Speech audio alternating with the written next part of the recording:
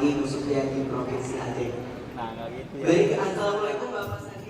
Menteri Pariwisata dan Ekonomi Kreatif Sandiaga Uno berbagi pengetahuan seputar media sosial dan pemasaran di hadapan ratusan mahasiswa dari berbagai universitas di Aceh.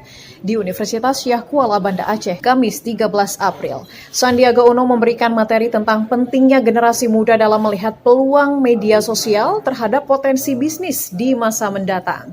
Menurut Sandi, media sosial yang sudah jadi bagian dari generasi muda harus bisa dimanfaatkan untuk hal positif, termasuk mempromosikan dan memasarkan produk.